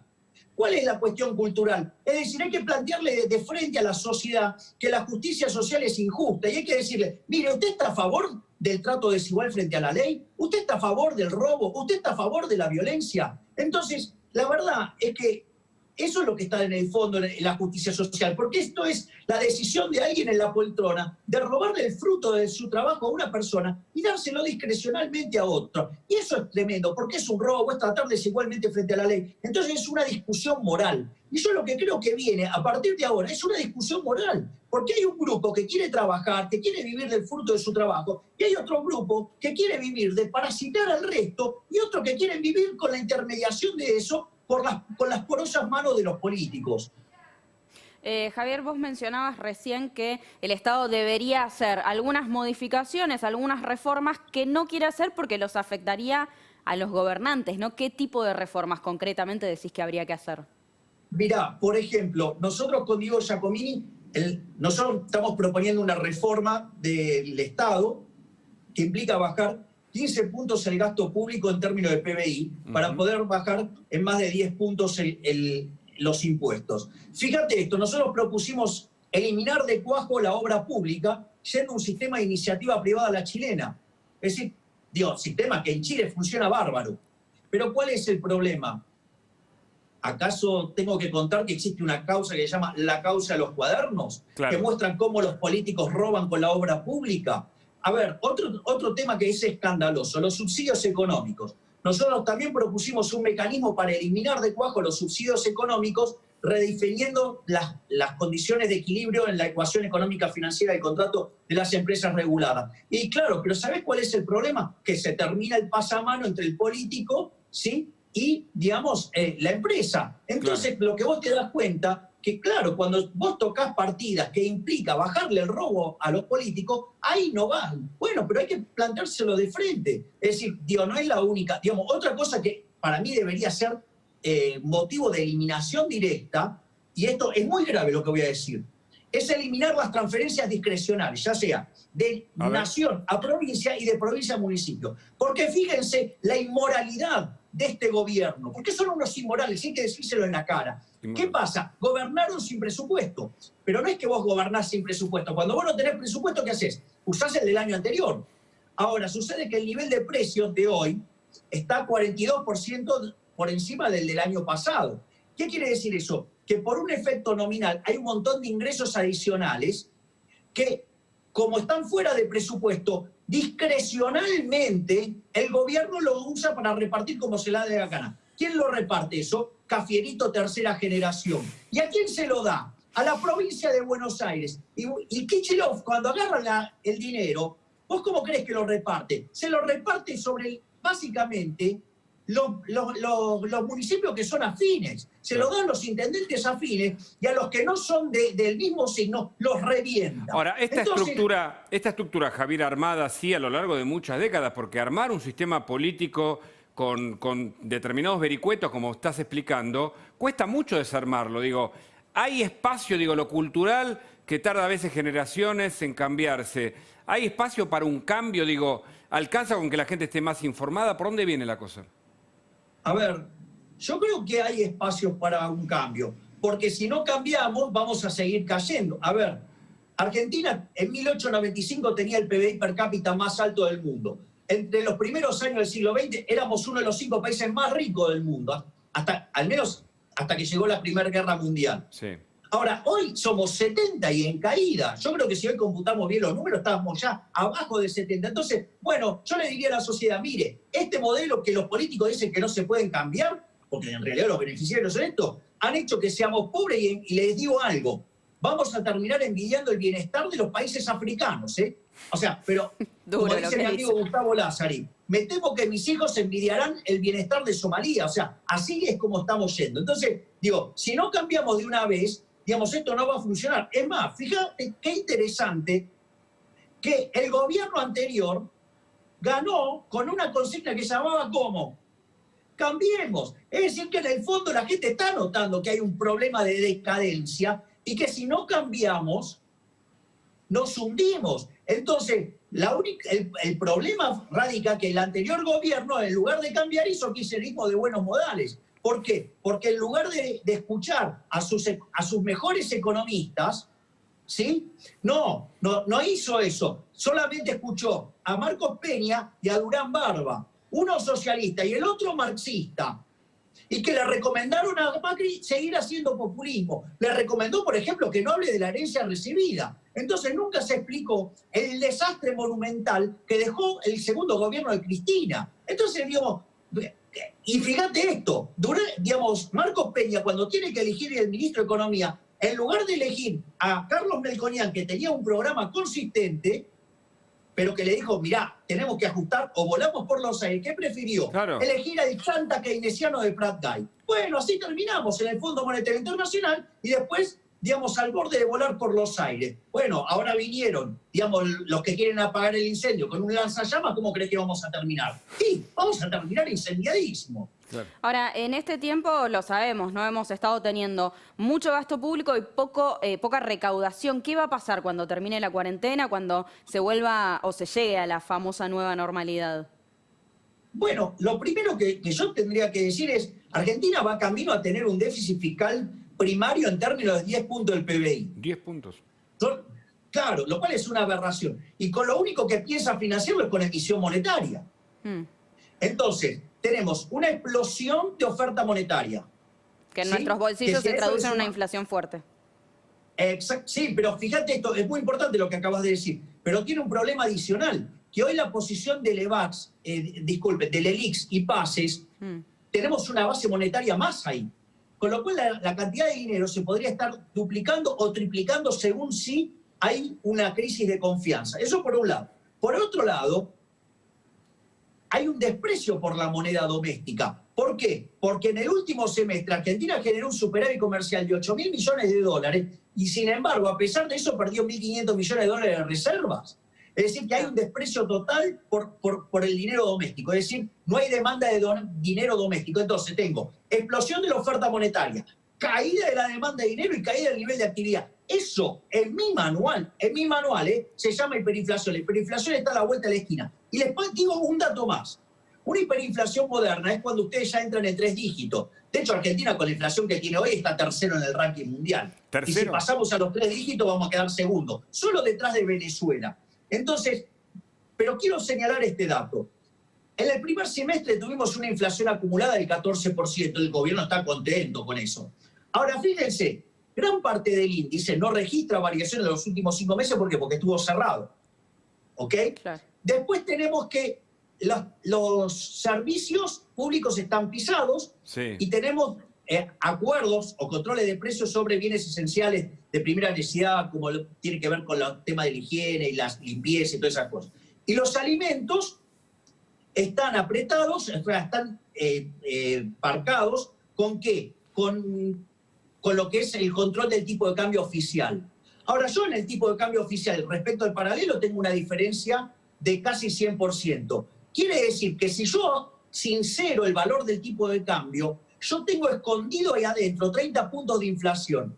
Por lo tanto, la verdadera inflación que tuve en el primer semestre no es 14, es 45. Y eso anualizado da 120. Es una locura. Ahora, ¿por qué decís que el gobierno es inmoral? ¿Qué elemento considerás en tu análisis?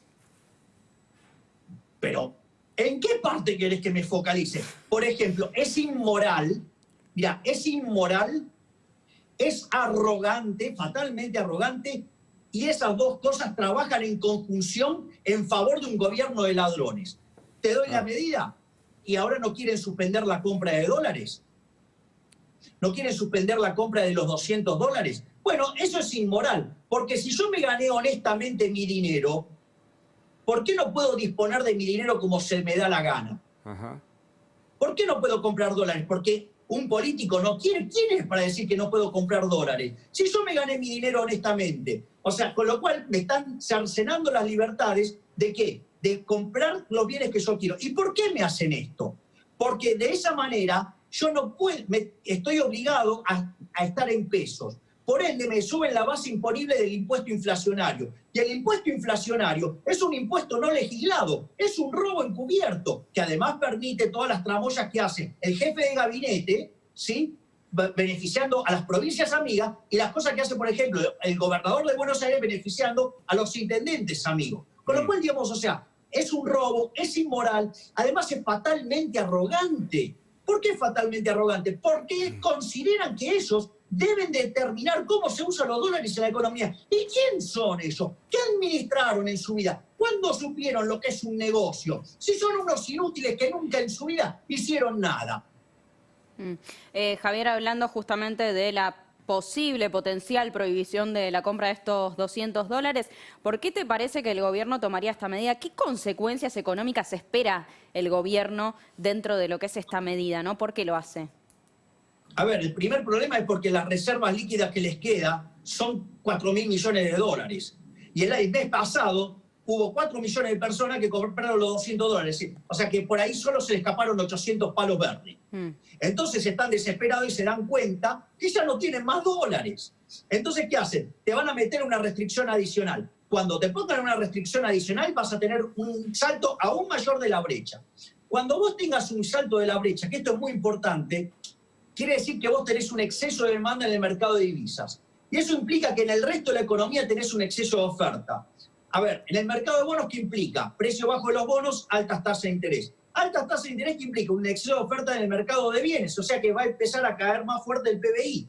Cuando pasa eso, vas a tener un exceso de oferta en el mercado de trabajo, con lo cual va a caer el salario real. Y si todo eso lo compactás en términos de ingresos fiscales, son menores. Con lo cual te explota más el déficit fiscal, necesitas más emisión monetaria y generar más exceso de oferta y mayor presión. ¿Sabés cómo termina eso? En un estallido. Y para vos, la idea que algunos plantean de esta caída o este rebote, ya sé que vos hablas de la caída del gato muerto, que no es rebote. El gato muerto. Sí, pero digo, ¿tenés expectativa que la economía pueda rebotar aun cuando va en contra de tu idea inicial o no? No, pero el problema, a ver, Hugo, a ver, si yo mido la producción, ponele de autos en abril, fue 0. Sí. ¿Sí? Ahora, si tomo la de mayo, no importa cuánto fue, te da que la mejora fue infinita. Es decir, lo que no hay que permitirle a los chantas vendehumo de los economistas que tiene el gobierno o el séquito que lo rodea, no permitirle hablar de tasas de crecimiento. ¿Sí? Cuando quieran hablar de crecimiento, no le tenés que permitir que comparen contra lo que es el valle, es decir, contra la máxima caída, sino que lo tenés que comparar desde dónde venimos cayendo por culpa de una cuarentena estúpida, donde vamos a tener la peor caída del PBI del mundo, solo casi emparejada con Perú. Entonces, la peor del mundo, ¿decís? ¿Cómo? La peor del mundo. Sí, claro. Sí, vamos a estar entre los 3 que más caen en el mundo. ¿Pero por qué es eso? La realidad es que de todo, o sea, el problema mundial no es la pandemia, el problema mundial es la cuarentena.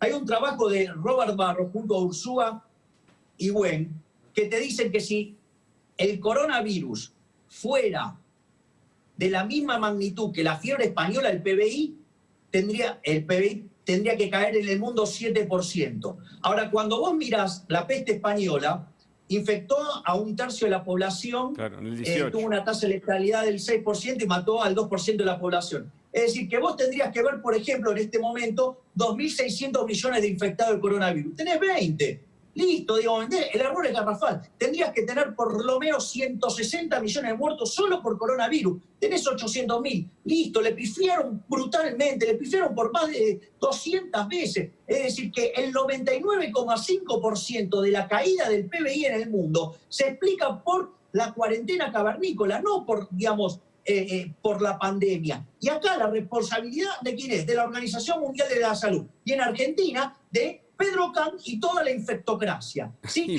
que llevaron al presidente a ¿No es mucho decir infectocracia, Javier? Bueno, peor hay otro grupo que le dice infectadura. Yo fui bastante elegante diciéndole infectocracia. Claro, más democrático. Claro. Ahora, Javier, el panorama es desolador. ¿La Argentina tiene plan económico, sí o no, finalmente? No nos quedó claro. No, Argentina no tiene plan económico. Argentina es la cosa más estúpida que existe en el planeta. Porque este gobierno tiene un fuerte perfil socialista y el socialismo se caracteriza por el plan. Entonces son fuertemente socialismo y son socialismo sin plan. O sea que Argentina es de un capitalismo sin mercado, es un socialismo sin plan. Es decir, ¿sabes qué? Esto termina en una piña, no puede terminar bien, porque está todo mal. Sin embargo, hay una luz de esperanza en una parte de la población argentina que quiere algo distinto. Y eso puede llegar a ser la base, ¿sí?, de un cambio a futuro que vuelva al país a las bases del liberalismo y volvamos a ser en 35 o en 40 años un país rico y no lo descarto que si hiciéramos las cosas bien en 50 años tendríamos el PBI per cápita más alto del mundo. Javier, el Observatorio de la Deuda Social de la UCA habla de que la Argentina podría llegar a tener un número no menor al 45% de la pobreza este año, ¿no? En el cierre. ¿Coincidís? ¿Cuál es tu proyección? Yo estoy de acuerdo con eso. A ver, Argentina en el año 2002 tuvo una caída del 10,9% del PBI, la tasa de desempleo estuvo en el 25% y la pobreza en el 55%, con una inflación de 41%. Si mirás los números son bastante parecidos, ¿sí? Puede, digamos, o sea, es bastante factible 45%, pero te digo más, si Argentina continúa con este descontrol fiscal financiado con emisión monetaria, cuando venga la hiper vas a ver la pobreza en el 75% y se va a generar un candombe social tan grande que ni el propio peronismo lo va a poder manejar. Pero como dicen los chinos, viste que tienen escritura ideográfica, el mismo símbolo que significa crisis significa oportunidad. Y ojalá que sea la oportunidad para volver a las ideas de Alberdi, para volver al liberalismo y volver a ser un país rico en al menos 50 años. Vos dijiste 2 veces, al menos en esta charla, Javier, que puede haber hiperinflación. Si sos breve sobre esto, pero quiero que quede muy claro, si vos pronosticás hiperinflación. Yo creo que están dadas las condiciones para que haya una hiperinflación, porque, a ver, en lo que va del año se emitió 1.5 billones para financiar al fisco. Lo que pasa es que no lo ves en la calle porque el 70% fue esterilizado con LELIX y con PASE. Mirá, ahí tenés, por ejemplo, un acto inmoral del ministro Guzmán, que no solo mintió sobre la sustentabilidad de la deuda en el kirchnerismo, sino que además mintió con que ahora es sustentable, lo cual es falso en los dos casos, pero para criticar al gobierno de Macri sí supo hacer las cuentas. Entiendo. Y además criticó a Sturzenegger por esa política que hoy hace el Banco Central. Gracias, Javier. ¿Cómo? No, te agradezco que tengo otra comunicación en línea y no quiero perderla porque, bueno, hablamos largamente, la verdad que avanzamos sobre todos los temas. Te agradezco mucho el contacto de nuevo, Javier.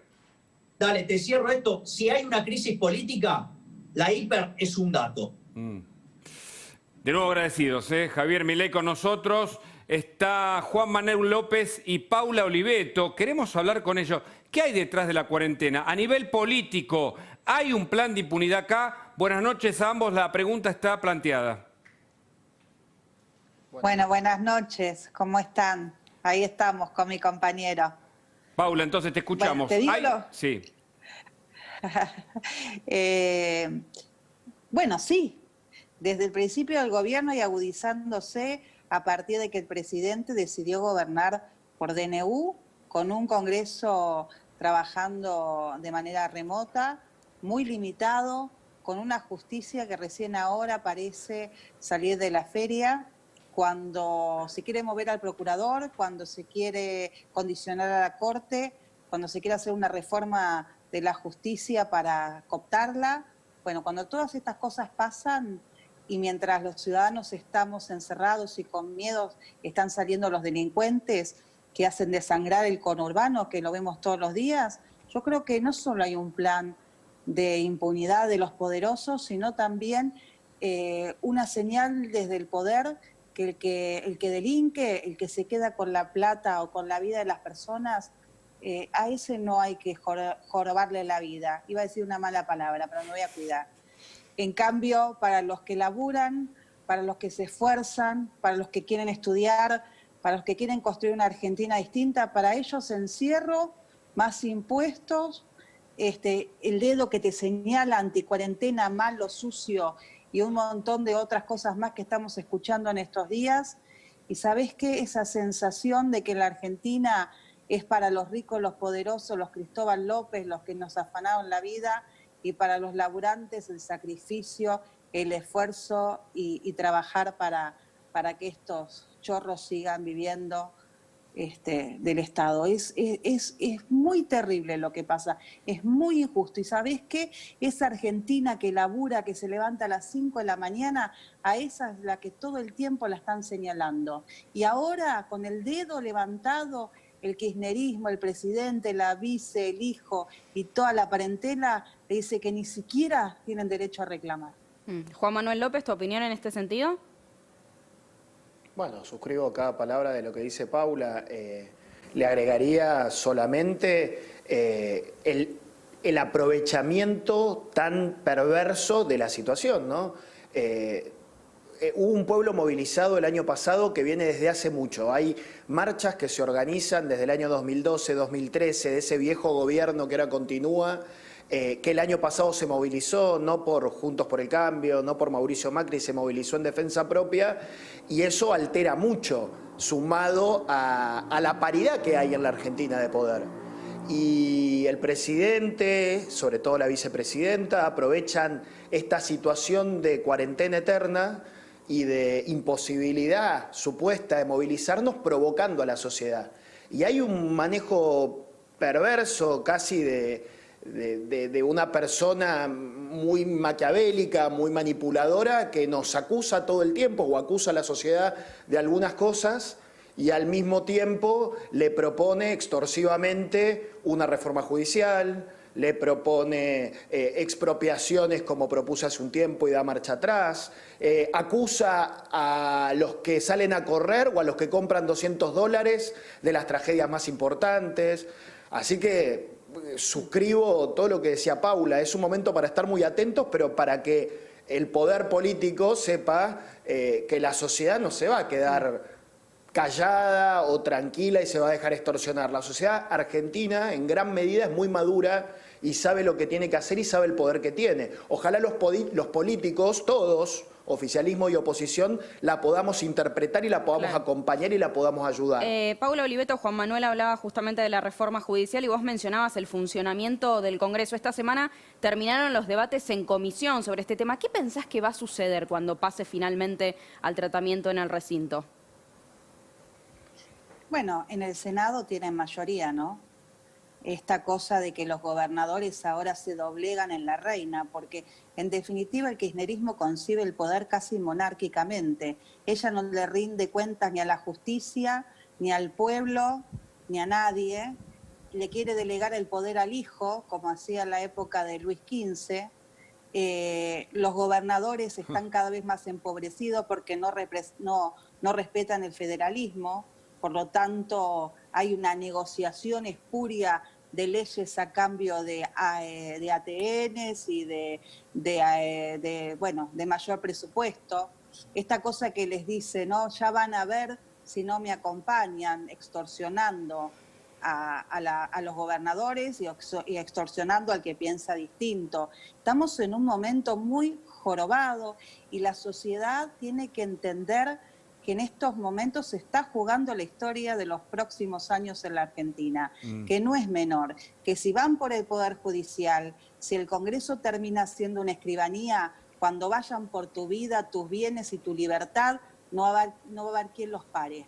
López. Entonces, o los paramos ahora o después, no hay que quejarse. Ahora, manifestándonos y diciendo lo que está mal y pidiéndoles.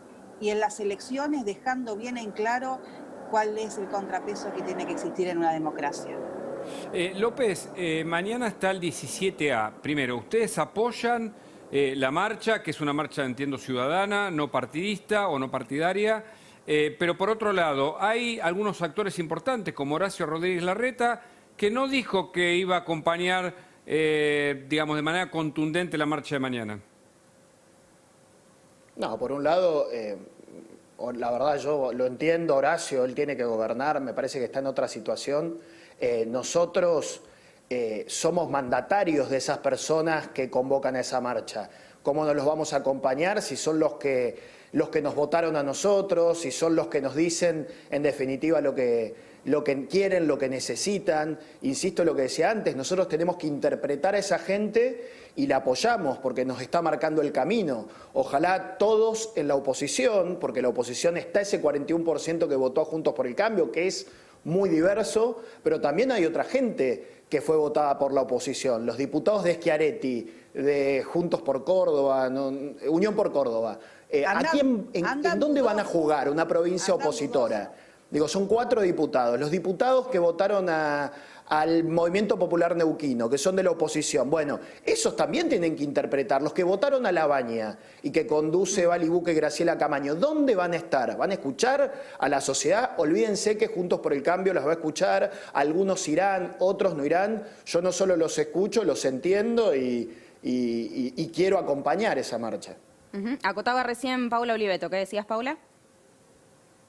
No, que algunos pareciera que entraron por el oficialismo porque son absolutamente funcionales a cada uno de los votos que le propone el oficialismo, lo que es un fraude electoral, porque decir que vas a entrar por la oposición y terminar siéndole funcional al oficialismo es un fraude electoral. Ahora, pensemos una cosa, ¿no? La gente se está quedando sin trabajo, los negocios se están cerrando, las fábricas se están cerrando. Ajá.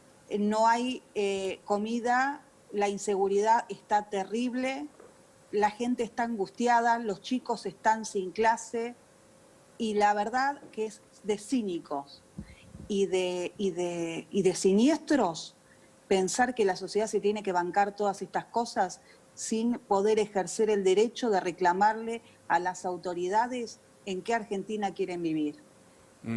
La verdad es que la democracia, perdón, yo quiero decir esto, sí. La democracia no le da derecho el voto popular a Alberto Fernández a atacar todas las instituciones de la Argentina, no le da derecho a limitarnos la vida, no le da derecho a no darle soluciones a millones de argentinos que se están cayendo del sistema. Pues ¿sabes qué?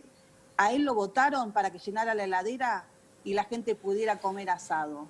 No para que tengan la heladera todos los días un poco más vacía, entiendo, que no puedan abrazarse a la familia, ni siquiera puedan despedir a sus muertos. Invitamos, Paula, a Luis Majul, perdóname la interrupción, ya está llegando la cornisa y Luis está con nosotros. Hola Luis, buenas noches, ¿cómo estás?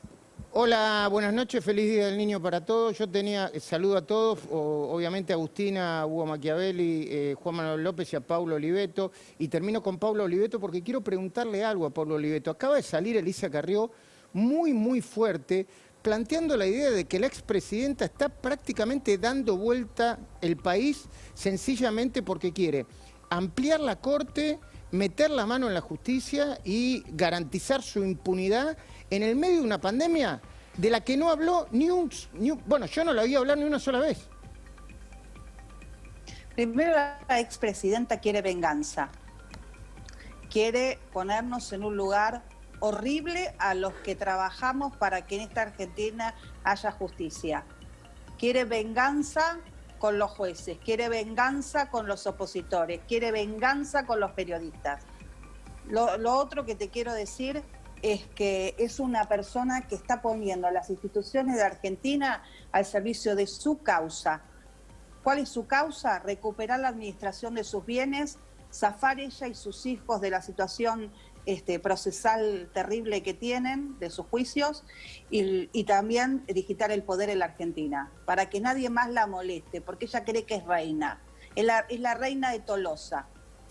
En el medio estamos los argentinos prácticamente sin poder salir de nuestra casa y viviendo estas locuras, que un día el gobierno te dice que hay cuarentena, tenés un decreto que te restringe todo, pero después al otro día, como le van mal en las encuestas, ya no te pueden decir cuarentena. Vos no tenés el rumbo, el gobierno no marca el rumbo de hacia dónde vamos, salvo en lo que tiene que ver con lo institucional y que zafe quien en definitiva lo hizo presidente Alberto Fernández, que pareciera ser que no es el voto popular, sino Cristina Fernández de Kirchner. ¿Y quién le pone un límite? ¿Y quién le pone un límite? Nosotros, el pueblo, porque como te decía recién, quienes lo votaron a Alberto Fernández les prometió llenarle la heladera y que pudieran comer asado. Ahora la heladera está vacía, el asado es una mentira y las libertades y la posibilidad de conseguir un laburo y la posibilidad de conseguir una changa y la posibilidad de progresar también se la sacaron. Entonces, que se ponga a gobernar, que deje a los jueces en paz, que nos deje a los opositores en paz, porque así como viene, no es una democracia. En una democracia, el oficialismo le resuelve el problema a la gente. La oposición limita y controla, y todos pueden ejercer sus derechos conforme a la Constitución. Ahora, eso no está pasando en el gobierno de los Fernández.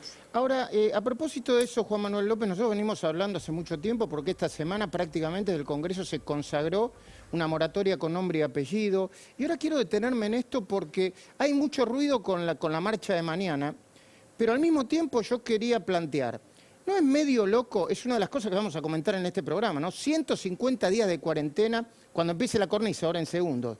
Sin cuarentena, para mí el gobierno, el poder, nos está volviendo locos. A ver, por ejemplo, una locura. En Chubut, donde no hay clases, la provincia más castigada por las clases y la educación, si hay una que está castigada es Chubut, por todo lo que pasó, que no voy a repetir acá. Y le habilitan el casino a Cristóbal López, donde van a ir a llenarlo gente que es grupo de riesgo, porque está por encima de los 60 años promedio, por la experiencia que nosotros tenemos investigando quiénes juegan a las maquinitas y a las tragamonedas, Juan Manuel López. Sí, espero que los sacerdotes digan algo de esto, porque el juego revienta el bolsillo de las personas más humildes.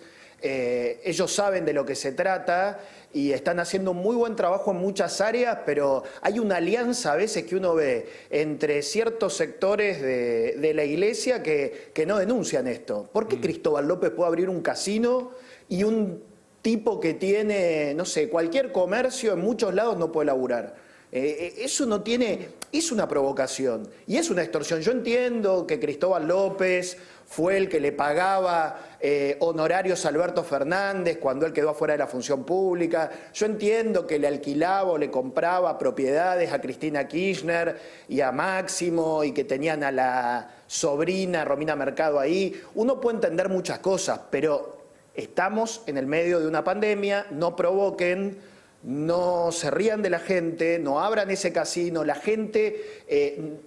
la gente y los dirigentes no pueden escindir todo el tiempo su personalidad, su psiquis, para justificar cualquier cosa. Insisto, Manuel y Paula, no nos tomen por tontos porque no somos tontos. No, espérenme un segundito, por favor, que voy a hacer la apertura de la cornisa. Agradecerle muchísimo a Agustina Girón y a Hugo Machiavelli por hacer un programa impecable. Feliz Día del Niño para ustedes, que son verdaderos niños. Apertura de la cornisa y una pregunta inquietante. Están empezando a fogonear desde el gobierno que es peligrosísimo ir a la marcha de mañana. Y por otro lado, los que convocan dicen no vayan a aceptar provocaciones. Van a venir periodistas de C5N, de Crónica. Espérenme un segundito. Ahora vamos a hablar de eso en segundos.